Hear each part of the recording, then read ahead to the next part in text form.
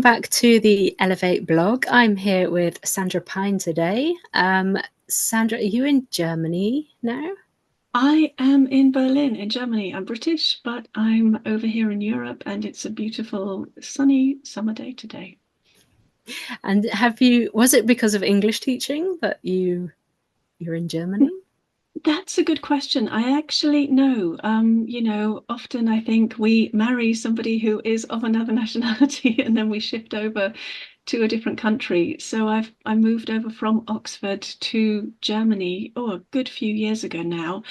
And my children were born here, so I also have bilingual children. I spend most of my life functioning in another language, and I've got children who are bilingual, and I spent a lot of time teaching bilingual and native English-speaking children here as a school teacher in Germany in an international school. So being bilingual, learning English, speaking another language, this is my life.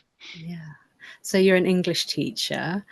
I think you're about to start a new project. Can you tell me a bit about that? I I am collaborating with my business bestie, Rebecca, and we are at the moment putting the final touches to our IELTS course. It's an academic IELTS course to help students who want to go to university in English-speaking countries to pass the exam.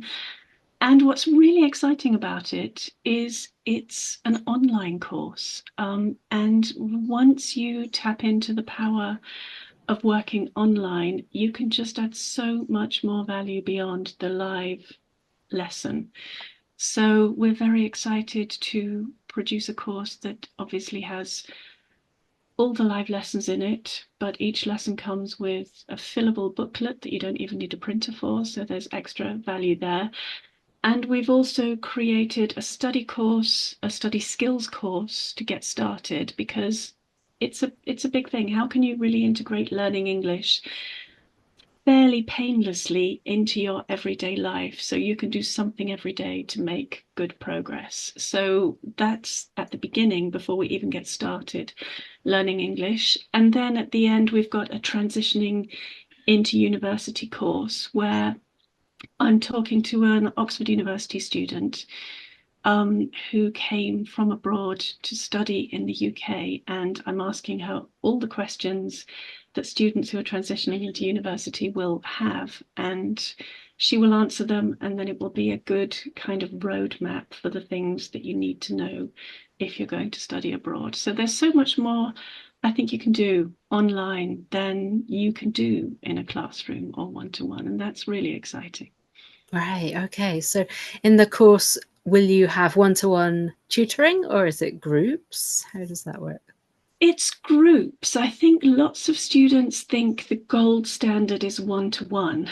But that's really not the case. If you've got groups, you've got lots of advantages with groups. It can be very speaking based. So, you can spend the time really practicing your English.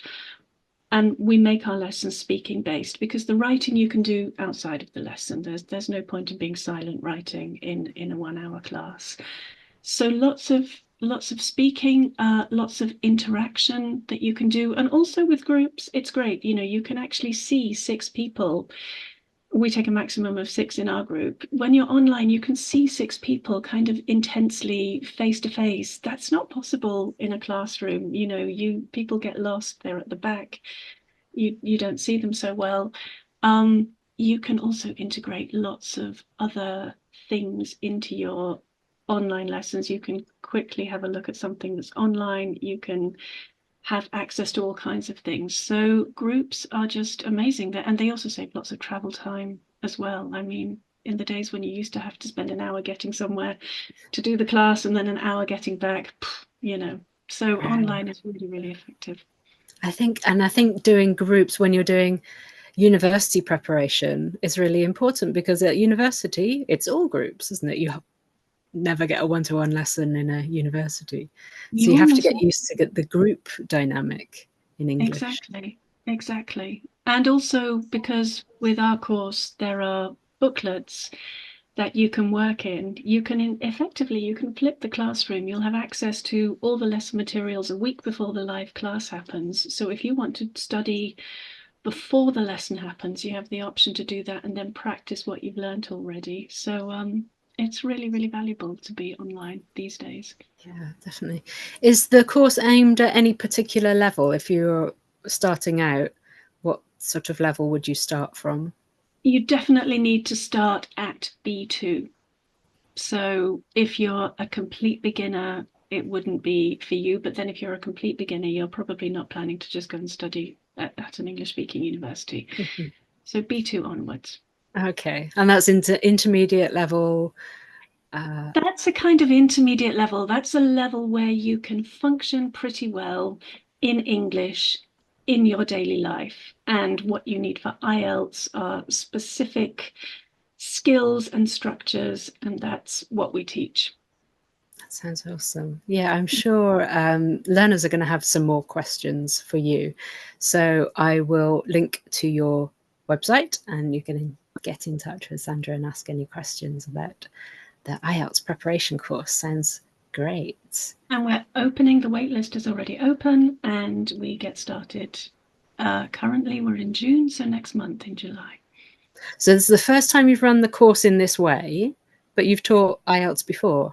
Am I right? Yes, I've taught IELTS a lot. I've taught all sorts of English. I've taught everything from the very youngest learners, the 5-year-olds, all the way through to the adults, to the business executives. Yep, I've done all kinds of English. I actually started as a TEFL teacher, teaching English as a foreign language a long time ago in the UK to students who used to come to the UK for language holidays. And then I moved actually into educational publishing, and I was a lexicographer on the Oxford dictionaries, the Oxford Advanced Learners Dictionary at Oxford University Press. So, and then I moved back into teaching again, and I've also created learning materials. So my whole career has been in education and teaching English, either directly in the classroom teaching learners or creating the resources and the materials around English language teaching.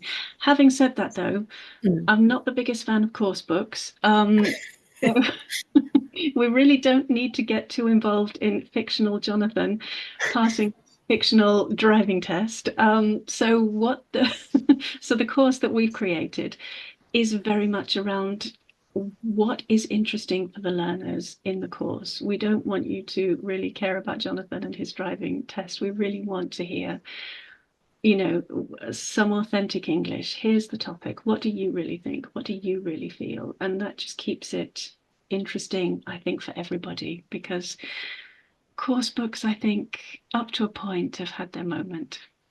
Right. That's really interesting to hear. And it's, yeah, as self-employed teachers, we can do what we like, can't we? What the learner really needs. We are so flexible in that way.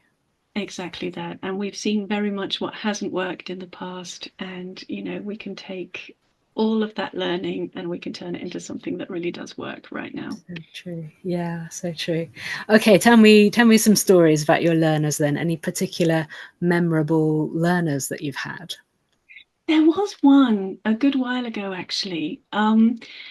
And I don't know if you know these very enthusiastic, very dedicated learners. She had a brain that was going at about 1,000 kilometers an hour. And every time she came into class, she had about 1 million questions about every aspect of English that you could possibly imagine. And she was stressing herself out endlessly. All the best intentions, really ambitious. And she kept asking and asking and asking. And I just said to her at one point, hey, just relax. Let's get this point sorted and solid. And then let's move on to the next things. You've got great questions, but you don't need to know the answer to that now. Let's just do this.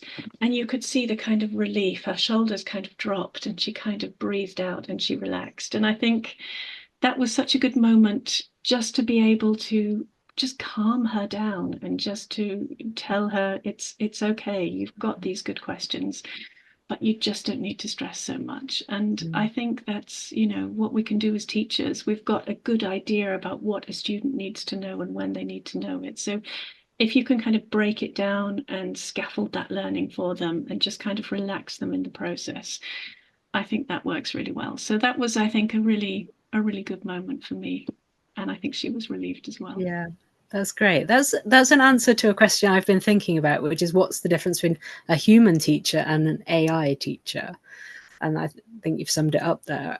You know, humans know this is the next step. You don't need to jump all the way to the top yet. You've got to, as you said, scaffold, build your way up there. And AI, yeah, can't do that. My feeling about AI is it's only useful as a resource if you actually know what you're doing. You've got to be able to kind of filter the output of AI. And I also don't think that AI would spot sort of anxiety and stress and worry and nerves. You know, those are all the things that we can do as human to human. We can calm, you know, students down. And also perhaps I'm a qualified dyslexia and literacy specialist as well. And perhaps as a human being, if somebody has those difficulties or challenges, I think it's probably a human being who will spot that. And it's a human being who will say, hold on a second, I can see this is a bit tricky for you. Let's try doing it this way and let's see if that helps. And I don't know how the AI would do that really. Yeah, that's very true. Yeah. Okay. So I think I know the answer to this question, but what keeps you being a teacher? Why are you still an English teacher after all this time?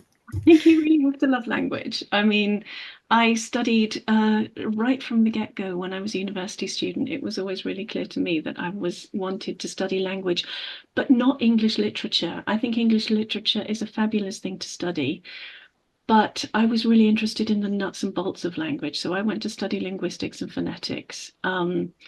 And even when I was working on my master's degree, I have a master's degree in lexicography, I was actually using the students I was teaching because I was interested in pronunciation, how pronunciation, this is very niche, how pronunciation was represented in dictionaries and whether students could actually use the International Phonetic Alphabet or whether they used a respelling system to help them with pronunciation. Now, this is a long time ago. These days you just click and you hear the word, which solves all those problems. Mm-hmm. But I think it's just, it's got to be a general interest in language, I think. And an element of nerdiness, which I fully embrace my language nerdiness. And also just enjoying meeting people, chatting to people, supporting people, and helping people. I think if you've got those two elements, if you really love your subject and you really like working with and helping people, I think that makes you a teacher. Mm-hmm. I fully agree. Yes. Thank you very much, Sandra. You are very welcome. Thanks for having me.